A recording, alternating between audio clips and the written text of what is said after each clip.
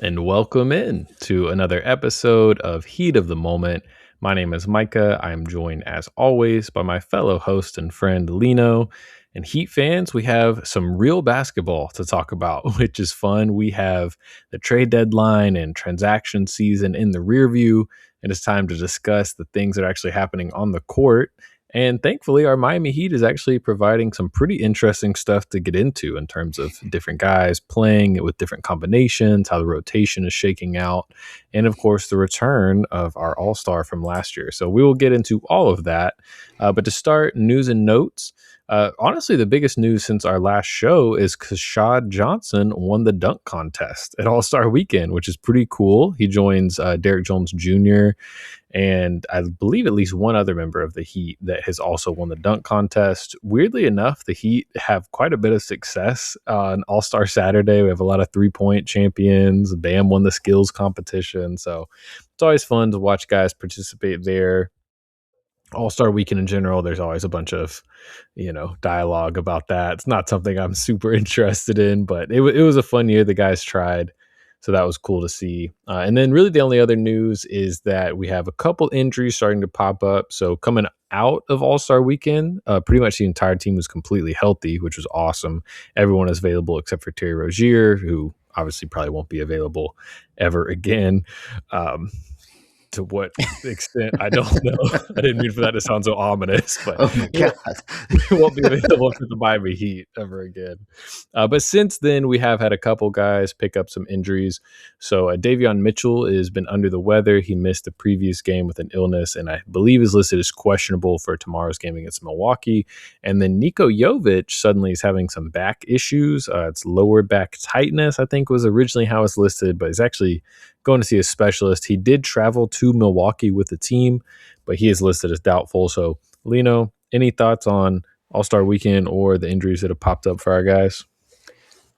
Big shout out to Kashad. That's no easy feat, despite the ebbs and flows of how entertaining the dunk contest has been over the past 10 years. It's still something to go out there and win and give your all. And I feel like he had some creative dunks in there that are harder than they look, and that's kind of all you can try to do is go out there and put the ball in the basket. I did like that thematically his set of dunks were tailored towards Los Angeles, and it's where he's from, the Bay Area, and really trying to make it a cultural representation with the dancing, which I think a lot of people found to be silly. I found it to be kind of silly, but also kind of cool at the same time. And if I were to make any kind of predictions about what the dunk contest would have to be, is that it probably is going to turn into more of a showcase of something. Like it's like I've been watching a lot of the Olympics and stuff, and so it's like one of the short or long form free skates that you do, and you have to really present something that has some kind of meaning behind the dunk or what you're trying to do. And that's kind of probably the only place we're going to get any legitimate intrigue, I think, at dunks, because I think we've hit some of the physical limits of the human capacity. But still proud of him. He seems super, super excited, which is always fun. As far as the injuries, really hope that Davion Mitchell gets better and healed very soon. Really hope that Nico gets better.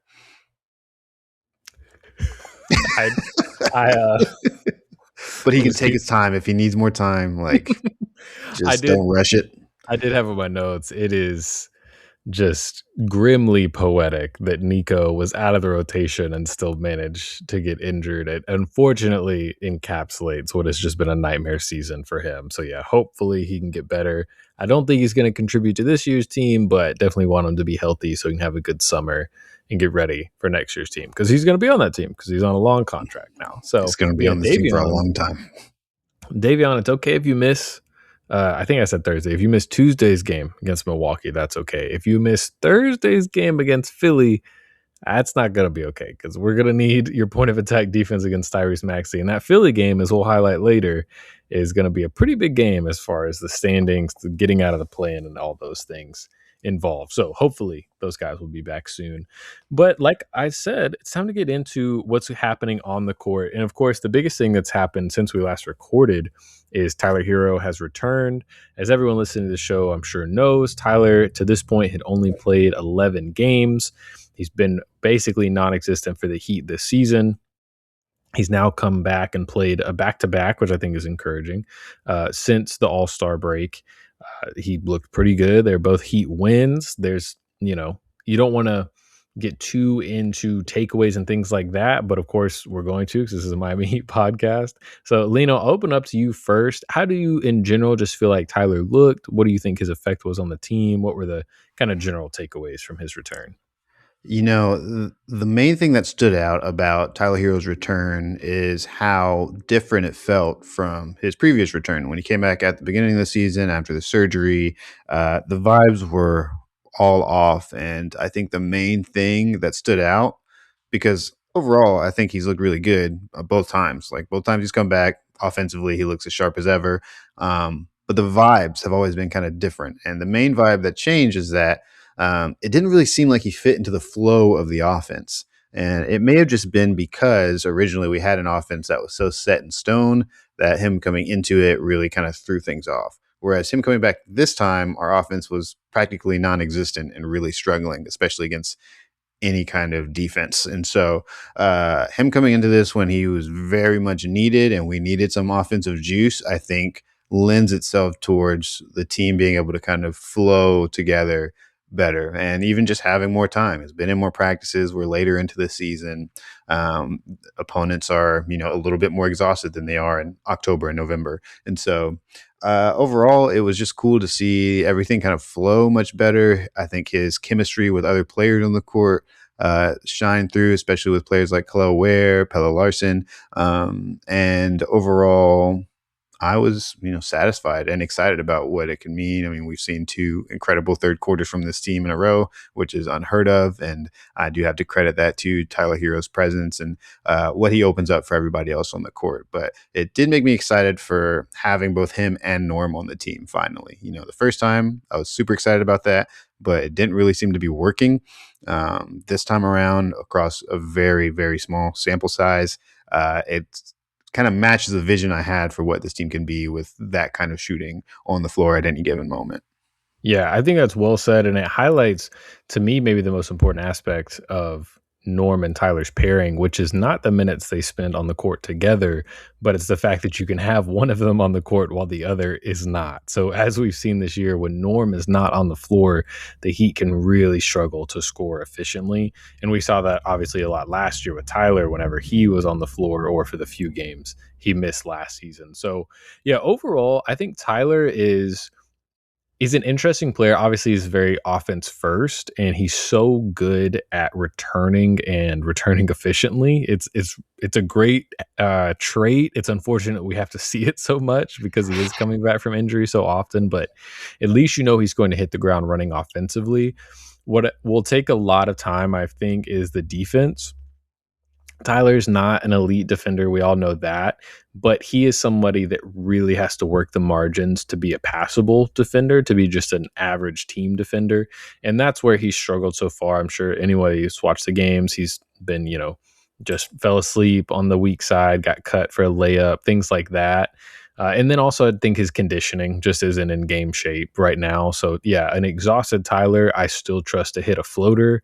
An exhausted Tyler, I don't trust to get a stop in isolation, right? So those are the things that I think will take longer. Healthy Tyler, I don't really expect to get a stop in Well, isolation, but I get what you're that's saying. fair. Maybe a harder foul or something. I could at Yeah. least it won't be just be a Funneling him to blowout. Bam. Yeah. A healthy Tyler can funnel to Bam pretty Yeah, well and pretty that is a efficiently. good distinction. There will be improvement. It will not ever achieve an elite level of defense, certainly. But yeah, I think he's been kind of bad defensively so far, and I think he can get to below average once he gets back into shape.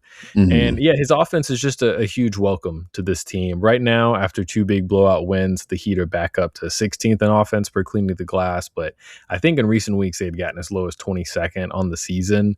And it's felt like that. There's not a lot of high level creators on this team. You could argue there's not any high level creators other than Tyler. Even Norm, he's really just creating for himself. He's a scorer. He's not really a playmaker. Tyler is not an elite passer, but he's certainly a good passer, especially a good pick and roll operator. I do feel like, and I've felt this entire season in the minutes he has been available. I don't think this offense is a great fit for Tyler. And I appreciate the coaching staff being malleable in that sense because any game Mhm. Tyler has played, we see a spike in pick and rolls. And I think we're seeing that it's been a fun byproduct of Tyler coming off the bench as he and Ware are often paired together. And Tyler and Kalel had some fun runs, especially in Yeah. that Atlanta game where they were just running, high pick and roll, spread pick and roll at the top of the key and getting good looks over and over again. And we don't have a ball handler that is going to create that kind of gravity. The Yeah, NBA.com. especially Oh, sorry, go ahead. No, you go ahead. NBA.com has this cool tracking data now that is measures gravity, on Oh, ball and off ball gravity. And I love Davion. He is very helpful for this team. I'm not saying he isn't, but Davion actually has one of the lowest on ball gravity percentages of anyone in the league, which essentially means when he drives to the paint, opposing defenses aren't sending help. They aren't sending an extra guy. And we see Davion be efficient in those one on one matchups, but you really help out your teammates if you can draw that second guy. And that's something that I think Tyler is over his career just done a lot more often. And I think has developed into being able to set up other guys off of that. yeah, exactly. And even just their two prototypes as individual players match so well together. When you have the verticality of somebody like Ware, who is a vertical threat, and you have a guy who can shoot threes from 30 feet out and definitely wants you to go under that screen, like that is going to open up so much for both of them because you're just put in a predicament where you're going to make the wrong choice more often than you're going to make the right choice with how fast the Heat are playing on offense as well. So I think it really unlocks things for them. It makes life so much easier for Ware, and having lineups that have Tyler Hero in it, and especially with the more prolific shooting that we've been getting from Kasper Siakachonis recently, it generally the spacing has looked much easier to navigate for anybody who's handling the ball. Like after going through half of the season with such limited spacing and everybody still working super hard to get 2 feet in the paint, like, it's almost like taking off the training weights, off of your feet, like, "Oh, this is actually way easier now that we have this guy on the floor." And so I do think he's opening up a lot for them, but that pairing in particular has been really fun to watch. Yeah, it is. And Spose put some fun lineups around them. Like oftentimes it's been Hero and Ware in addition to they'll have Cass out there with them. Sometimes it's been Jaime or Pella. So it's some fun, fast paced lineups that have been cool to watch. And like I mentioned, those lineups are using pick and roll more consistently, which I think helps Kalel and Tyler a good bit. In the minutes where Tyler has functioned more in the wheel offense, the Noah LaRoche kind of isolation drive offense we've talked about all season, it's looked a little clunkier. I think the reason being is Tyler is not necessarily like a blow by athlete. And so what that usually does in that kind of offense is it draws a second defender if you're able just to leave your primary defender in the dust. Tyler's isolations, while he can generate what are makeable shots for him, he's not really generating open shots that might draw help. So a lot of times he's making a move, driving into a guy, doing some kind of low pickup gather, drawing a foul, or kind of a sweeping motion into a floater, which he's efficient at those shots. It's not to diminish that at all. But again, that goes back into I don't think the defense is sending a lot of help on his isolations where they do in his pick and rolls because you have to pick him up because he's Mhm. one of the better off dribble 3-point shooters in the league. So it'll be interesting to see how he and the coaching staff kind of navigate. All right, we like this offense, but it might work better for Tyler in this bench unit to lean more pick and roll heavy. So we'll get hopefully some second spectrum numbers on that from different people. Maybe Cooper Moorhead or somebody will post those. I wish I had those. Maybe one day we'll have access One to day. that kind of stuff. But Hey, if we get some donations, get some more donations in the that's chat. right. That's right. So, but yeah, overall, I mean, I don't know how you could be upset with Tyler's return so far. Again, the defense will take time. He's got to get back in shape. They're playing two bad teams. Nobody's declaring the Heat title contenders now, but I mean, I don't think you can say it's a bad thing to have a high level offensive player back for a team that desperately needed an injection of offensive talent. Absolutely. I'm on the same page there. Yeah. So it'll be fun to see. And yeah, just, I mean, I know this is like a Heat Twitter joke, but at a trade deadline where they weren't able to acquire anybody, it is at least nice to have like a new player involved and kind of Mhm. pretend like that was our trade deadline acquisition. Like it is at least interesting to see how he works with all these different pieces. One of the pieces that he has been working with and that has been working very well with and without Tyler is Kasper Siakachonis. So since our last episode, Kasparis has really seen an increase in his minutes and has seemed to have found a real spot in the rotation and earned the trust of Eric Spoelstra. So for people that haven't been following, Kasparis got a DNP coach's decision, so did not play coach's decision on February 6th versus Boston. Since then, he's been averaging 24 minutes a game. So that's been, going on around 3 weeks now. There have been games where he played over Drew Smith, over Jovic, Simone Fontecchio, all these guys that we thought at different points maybe kind of battling with Kasparis for one of those last rotation spots. And we even saw recently in the game against Memphis when Davion Mitchell was out, Spo started Kasparis when a lot of people thought he might start Tyler, might go to the double big lineup. And he's done well in these increased minutes. So right now, over this stretch where he's been averaging 24 minutes a game, he's averaging about 14 points, 4 rebounds, 3 assists, 60% shooting, which a lot of that is coming from his elite 3-point shooting. He's at about 45% from 3 on the season on 86 attempts. And it's been a lot of fun. Lino, what have you seen from Kasparis that you found encouraging? How do you like how he's kind of fitting in this role? He's just playing winning basketball in the ways that I think Spo and the coaching staff are always going to appreciate and prioritize.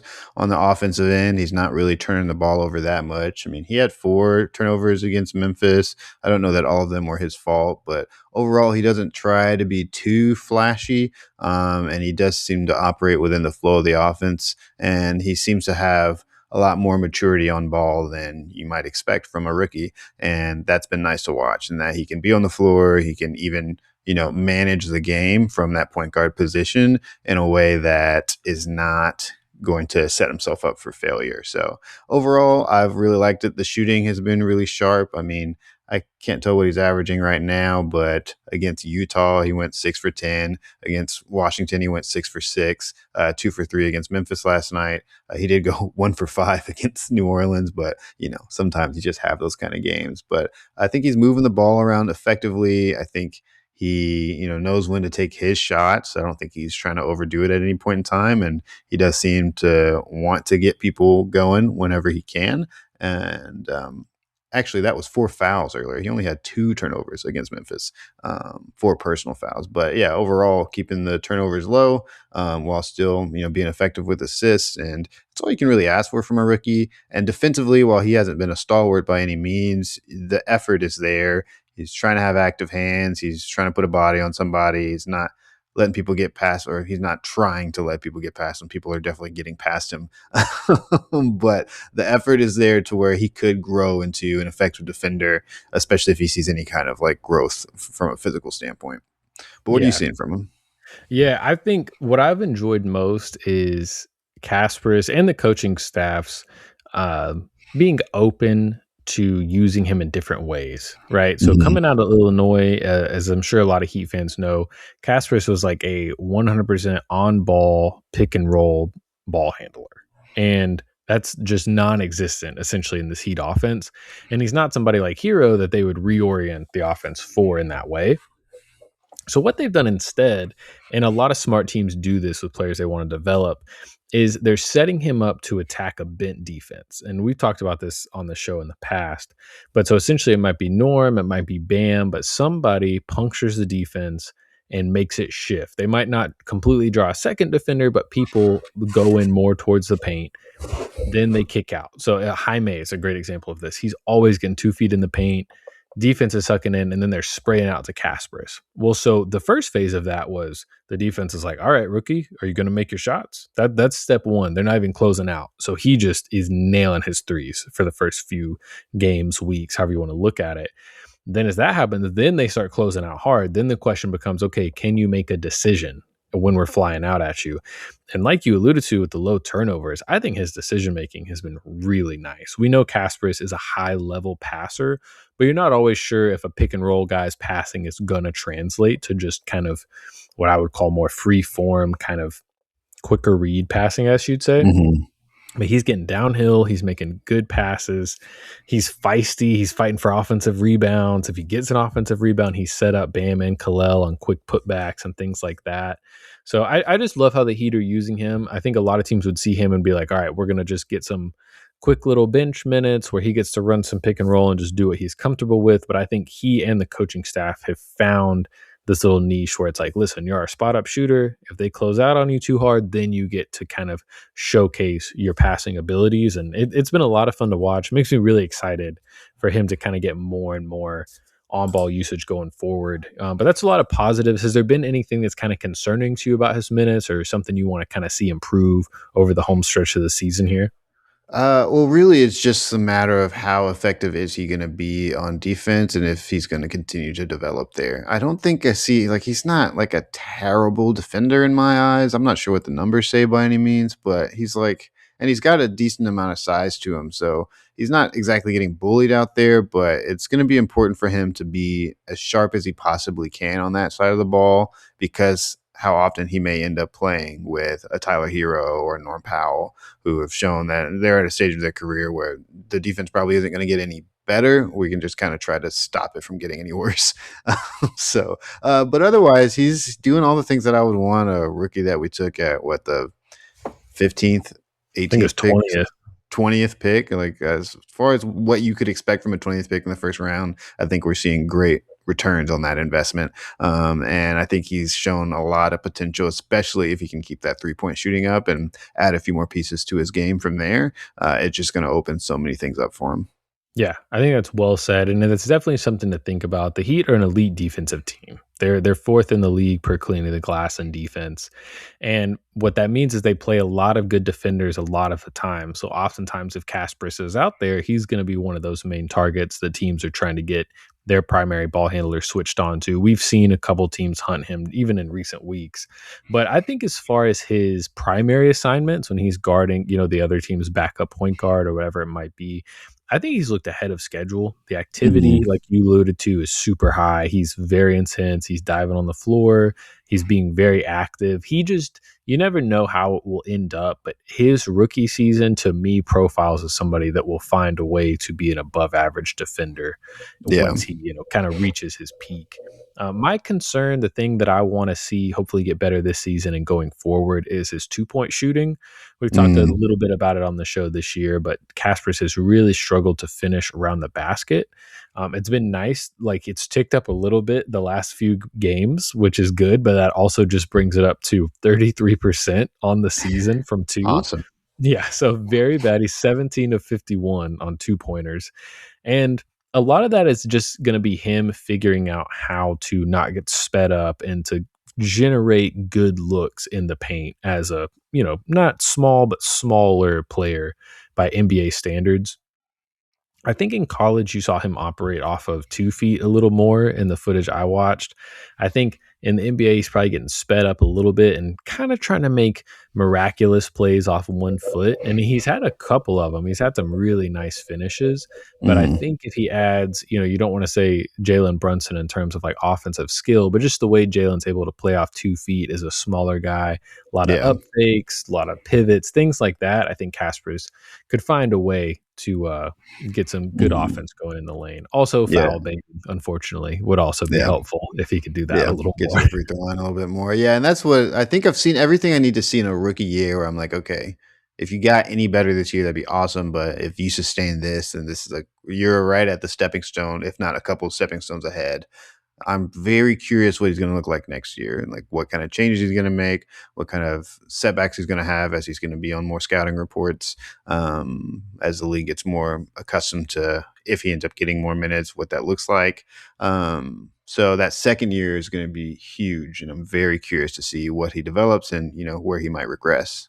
Yeah, definitely. And you never know how somebody's progression is going to go, but if we are going to base anything off of what Spo and other members of the coaching staff is saying, is this dude is a relentless worker. And there's Hmm. been different evidence of that throughout the year. Just like media members will note he's the last one to shoot around putting up shots, he's the last one at pregame still shooting. And Spo himself in postgame comments has just said like they've had to kick him out of the gym. Like even once he got in the rotation, they're like, all right, man, you kind of got to chill out. Like you're going to be playing He tonight. needs you to And he, play.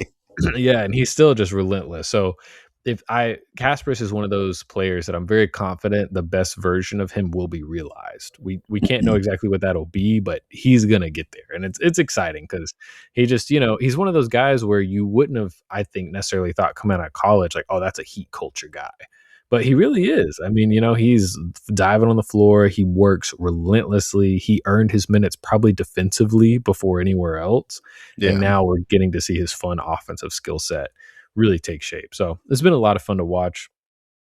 Next up, somebody I wanted to talk about is somebody we always mention on this show, but it's the most important player on the Heat. Somebody that's other than Jimmy Butler, been the most important player on the Heat for the last 5 or 6 years, and that's Bam Adebayo. Bam, we detailed, had a rough shooting stretch this season. There's a lot of discussion on how effective he could be with Khalil Ware out there, but he's just really bounced back in an impressive way. The shooting overall in the season is still not great. He's at 55% true shooting. That's slightly below league average. And for a big man, you'd want that to be better.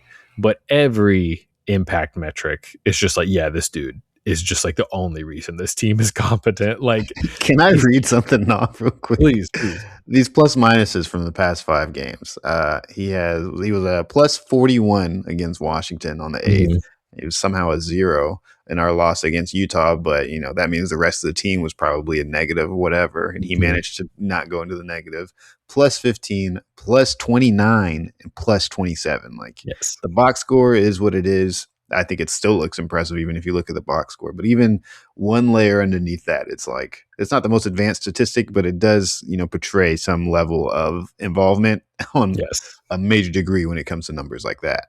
Exactly. Yeah, and I know, like, for some fans you hear like impact and you're like, okay, what do you really mean? But if you're watching these games, I'm sure Heat fans listening to this know Bam does so much on both sides of the court. I thought, speaking of the on-off numbers, like you're talking about, the most impressive thing to me was he is this is per cleaning the glass of players that have played more than 300 minutes, which, like, even Tyler has played 300 minutes this year. So that's almost everyone. Bam is number one in offensive on off. So, like, when he's on, he has the biggest impact on our offense getting better. And he's number one in defensive on off. So, like, it's not even like, oh, yeah, it's all value in the defense. Like, even though his individual offense hasn't been highly efficient this year, it's with his screening, his passing, and just general basketball IQ. He's still propelling the offense to greater heights than anyone else. So, just want to give Bam his flowers. A couple other like fun stats. Bam's first on the team in estimated plus minus. That's one of the better like public stats for measuring impact. And he's also 10th in the league among guys that have played at least 50 games in plus minus. So that's a big deal. He's around, some all-star players, all NBA type players in that range. And it's, he just deserves a ton of credit for everything he's doing. Obviously, there's always going to be things you can look at and you wish Bam was doing better. But I think too often as a fan base in general, we do that and don't take enough time to appreciate everything he does already. It's true. He's just been, I mean, there's not anything on the court that he's not being asked to do, and he's doing all of it. I mean, he could be shooting from three a lot more effectively, but even the fact that he's shooting threes at all is incredible. Like, it's just not something you would have asked Bam Adebayo to do 5 years ago, and he's still managed to have some kind of impact there. I think, not to make his segment about other people, but the return of Tyler Herro and specifically these past 2 games, the impact of Andrew Wiggins, like, have allowed him to focus on things a little bit more concretely rather than having to do every single thing on the floor, which is great, which is kind of where you want to be, but also is a testament to like what he can be for this team whenever we have a normally functioning roster around him. Like, he can really fill in any gap that you need as long as there's not 100 gaps. Like, as long as we don't need him to be the best defensive player, the best offensive player, the best shooter, the best playmaker, like, if he only needs to be like 2 of those things, I think he can be really, really effective.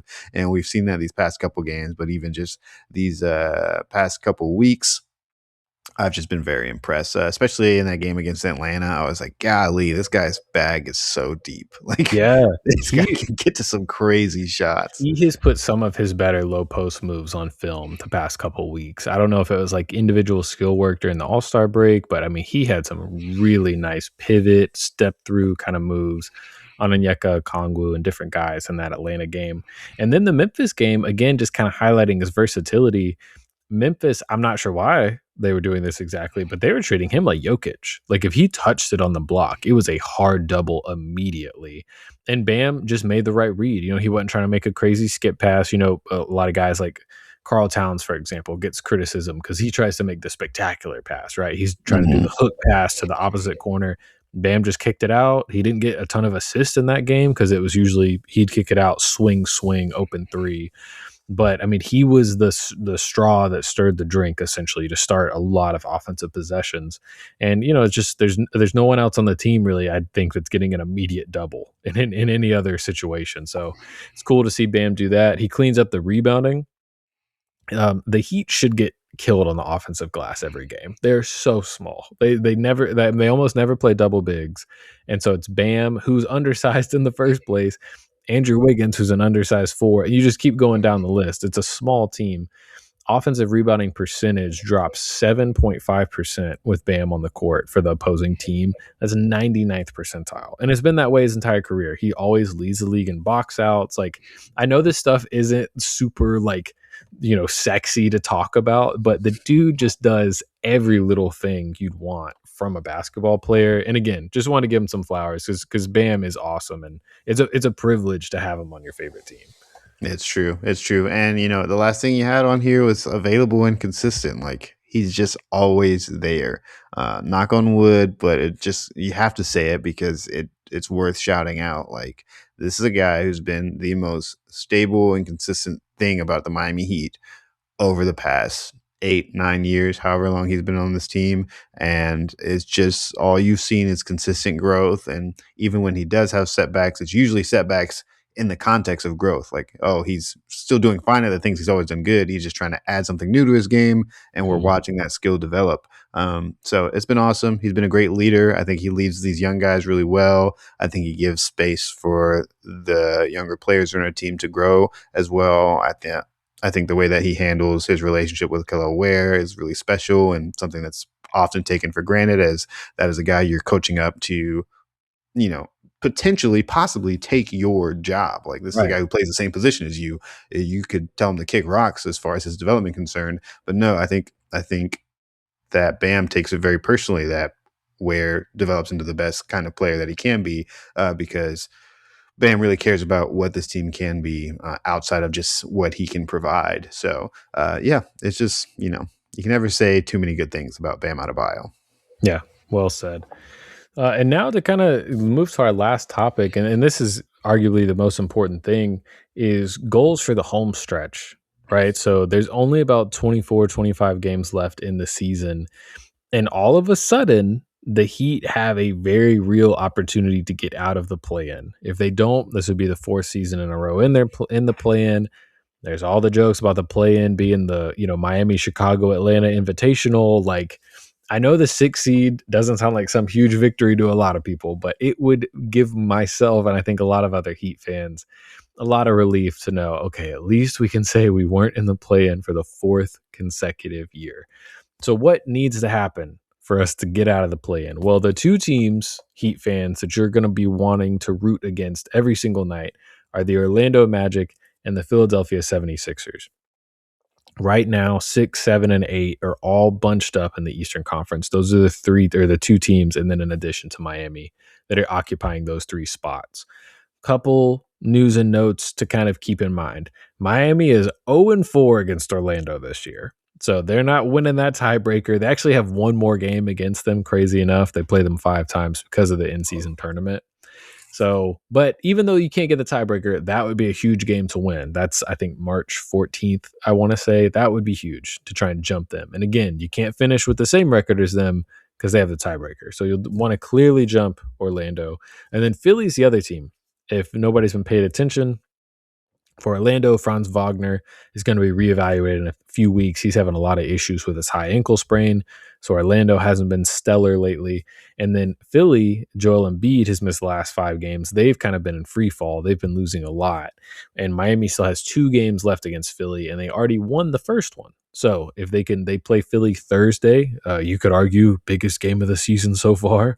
But if they can beat Philly Thursday, they would then clinch the tiebreaker, and obviously that would help boost them up in the standing. So, Lino, with all that in mind, is getting out of the play-in a big deal to you? Do you see, this is something feasible for the Heat, or a goal that's, maybe realistic for them to strive towards?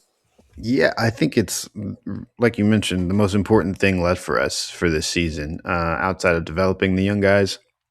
I think there's a way to do that and also root for this team to have success for this specific season. I'm not on Twitter right now, give it up for Lent, but if people are like still hung up on the trade deadline and where we are as a team from a roster building standpoint and cap space and blah blah blah blah blah, like none of that matters anymore. And it's time to move on and it's time to be a fan of this team as it is. Like, when there was an opportunity for things to be different, I think it makes all the sense in the world to be vocal about how you would like this team to look. But at this stage of the season, it's just about who we are as a team, and not only who we are from a roster standpoint, but who we are from a cultural standpoint. And we understand Heat culture is we're going to try to win as many games as possible. And that's just how it is. And if you aren't a fan of that, then like you can't just be a fan of winning the way that you want to win. Like there's guys on this team, there's people who put their blood, sweat, and tears into making this team work.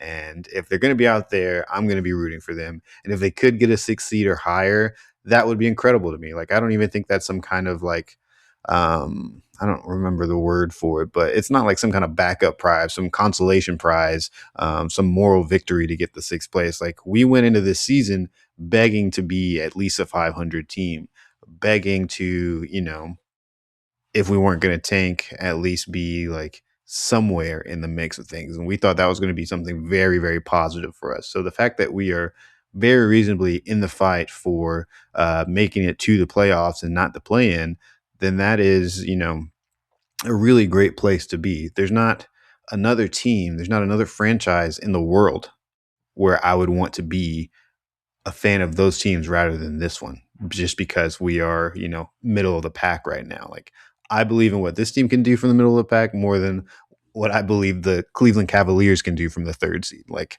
that doesn't matter to me. Like those things shouldn't really matter to fans of this team in particular because of the coaching staff we have and because of the culture we have and the history we have as a team. Like it's the one thing you get to root for as a Miami Heat team is that we can make anything out of anything as we've shown over the history of this franchise. And that's not a thing that, normal fans can do. Like if you're a fan of another franchise, if your team comes into the playoffs not with home court advantage, then, you have no reason to believe that they could do something like that. And sure, we don't have Jimmy Butler. Sure, this team doesn't have the talent it needs to go all the way, but what a deep playoff can run can mean for this team and what getting out of the play-in can mean for these guys' development is huge. That confidence, that experience, every single minute in the postseason turns a normal player into that much better of a basketball player. So it's in everybody's best interest to not only root for this team to have success, but also for this team to make good on those promises that they gave us that they're going to try to win as many games as possible. So I'm excited. I'm locked in. I took the All-Star break to mope about not having Giannis on this team, and I'm moving on. And I think the whole fan base should get behind this squad and push for that 6th seed. Yeah, I think that's well said. Yeah, it's a likable team. It's a lot of fun They're good personalities. Like, guys.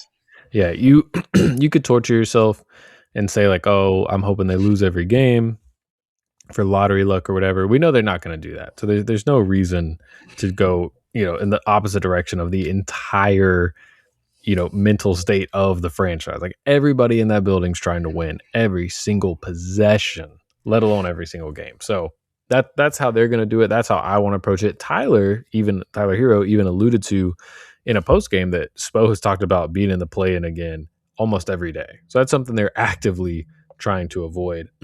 So I hope they can do it. Lino, if you had to say Philly or Orlando, is there one of those teams that you find kind of more threatening, or that, you think the Heat might have a better chance of jumping? I mean, they probably need to jump both realistically, but what do you make of them in comparison to those teams? I want to kill both of those teams. I know we only get to play Orlando one more time, but I hope it's the worst loss they ever seen in franchise history. I think Philly's probably the easier jump. Clearly, we've shown we've struggled against the Magic, but our roster has been, their roster's also been a huge mixed bag this season. We've both been going through very interesting and unique problems for both franchises. I don't actually have a hatred for them, but in this particular scenario, I need them to have failure. Sorry to friend of the pod, Bryce. We love you, but I'm praying on your downfall every single day, bud. Uh, It with is. Philly, luckily, I hate the Philadelphia 76ers, though I do Yes. like almost every player on that team right now. VJ Edgecombe in another world, in another life, my friend. Tyrese Maxey, it's not too late for you to renege on your contract and just join the Miami Heat. I will personally pay whatever fees come with that process. But it's easy for me to hate Philly sports, and it's easy to root on their downfall. And given their health issues, I think that's probably our easiest path to making it out. So that's what I'm hoping happens. Yeah. Yeah, it's definitely possible, right? So like ESPN has BPI, which is their metric for projection. They have the Heat projected as a 6 seed right now. Uh, Basketball Reference also does a playoff projections. They also have the Heat projected as a 6 seed. So it is something that could happen. It's going to be around 44 to 45 wins is probably what it'll need to be. And like you alluded to, going into this season, I would have been happy with like 43 wins. So it would be a good outcome, even though, the path there might be a little tumultuous. So we'll see if the Heat can pull it off. As far as the direct matchups, those are obviously going to be crucial. But in addition to that, this Heat team, we're healthy. We'll have to stay healthy. But the thing they've struggled with, at least the most frustrating thing they've struggled with this year, is beating teams they're supposed to beat. There's Sacramento losses, there's Jazz losses, there's teams where it's like they want to lose and the Heat don't let them. Those are the games they're really going to have to take care of coming up in March and April. Just for the upcoming games, they have Milwaukee on Tuesday, a team that's not actively tanking, but Giannis is out. You need to take care of that team for sure. Thursday against Philly, again, we've highlighted that's a huge game, arguably the most meaningful game so far this season. Then they have Houston. That's going to be tough, but Houston has been playing worse lately. They've lost Steven Adams, so could be winnable. And then March 3rd and March 5th, both home, both versus Brooklyn. That's got to be 2-0. No matter what happens, no matter who's available, that's got to be 2-0. Like, and we saw before the All-Star break, they had a game against New Orleans where it was pretty much Bam and that was it. Like, I want to say Norm and Davion were both out. Mm-hmm. It was not easy, but they were able to get the win. Those are the kind of Bam wins. had 17 free throws. Yeah, I mean that Bam game. again. We talked about the Bam section, the captain. This is why we love him. But those are the kind of wins you need.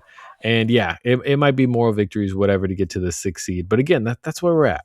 We want to make the most of where we are. There's no buyout guys that they should go after. They should play the young guys, which they are to certain degrees, and they should try and chase the highest ceiling they can. And hopefully by doing that, they can avoid another embarrassing playoff exit like last season, because in theory, they'll at least be playing a lesser team. And I think everybody that was involved with last postseason will want to avenge, even if they're not playing Cleveland directly, the showing they had last year, because obviously that was brutal. So That we'll see was what rough. happens. I'm trying to think. That's pretty much everything we had on the docket. Was there anything league wide, all the anti tanking stuff, anything that's kind of been talked about lately that you found interesting or you thought was kind of applicable to what the Heat have going on? Um, from the league wide stuff, I think the anti tanking thing is the wrong thing to be focusing on.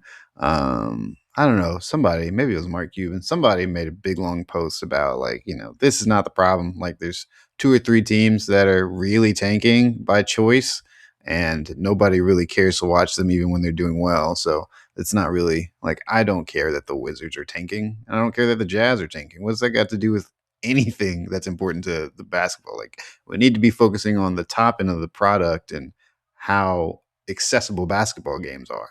I think they've done great in making better broadcasts.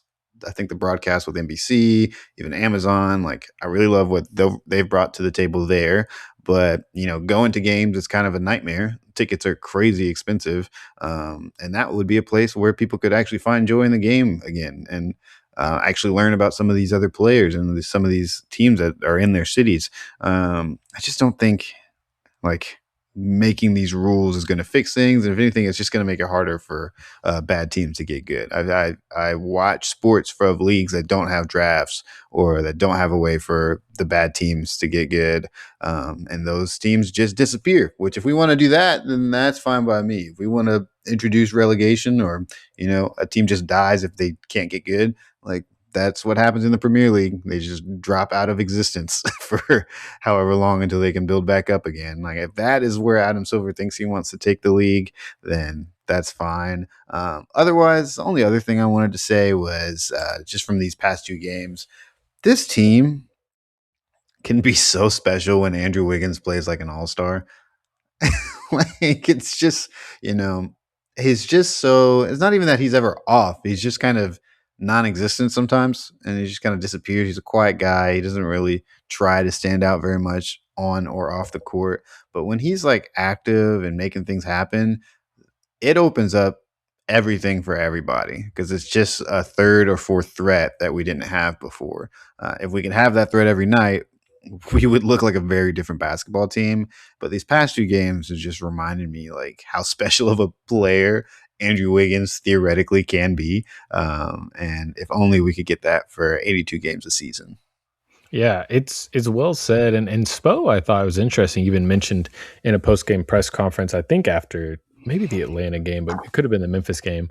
Just saying, like, yeah, sometimes Wiggins, he can kind of get lost in the offense, and we need to make sure we prioritize getting him touches. But I just thought, that's something that I don't feel like you'd normally hear Spo say, right? Like that a guy's getting lost. So yeah, I mean, the guy is so talented. Obviously, he's never going to be an all NBA player, but he's got 15,000 career points. That puts him in the top 170 of players ever. Like, he's a top 200 scorer in league history, which is crazy. But again, he's good. He's healthy. He plays a lot and, plays pretty well. He's just a good, solid player. Again, still pretty surprised the contender wasn't willing to come get him, but they weren't. So that I'm glad we still have him. He's a helpful player to have out there. And I do hope that Tyler's return will make Wiggins' job a little easier. Maybe he'll be able to create easier looks for him and kind of in the flow of the offense. Because again, Norm, as much as he is a good offensive player, he kind of operates within himself, whereas Tyler might be able to get some easier shots for some other guys. But Yeah. yeah, hopefully the team can stay healthy. My only thought on the tanking thing was there was one report from Shams Charania, I believe, that the league was considering including teams in the play-in in the lottery, which of course as a Heat fan, I was like, what? The perfect plan. We Make would the never, play-in ever leave the and the plan. lottery would be the perfect Heat season. No, the So perfect scenario would be if there was a tournament for the bottom four. Like if there was like a bottom four tournament, we would be there every year. we'd have to That would extend be our like I want to rafters. be the first round pick winner every year. Yes, we'd have to extend our rafters with all the banners we would have from the Oh my consolation gosh, tournament. It would be unbelievable. So, incredible yeah, but stuff. yeah, it really is going to be a legitimately really fun stretch, I think, to follow. I love this part of the NBA season because again, there's no more like, oh, maybe they could trade for this guy. Maybe the team, what you want them to do, and then you also have the teams you're rooting against every night. If there's not a Heat game, I will be watching Philly, praying on their downfall, and that's a fun place to be. So we hope all of you enjoy it as well. If you have any questions, thoughts, comments, please leave them in the comment section on YouTube or Spotify or wherever you're checking out the podcast. Share it with a friend if you'd like to. If you have a Heat fan or somebody that just likes hearing 230 somethings ramble about one of their hobbies, send it over to them. Let us know what you think. And for myself, Micah, my good friend Lino, thank you all for tuning in, and we will see you guys next time.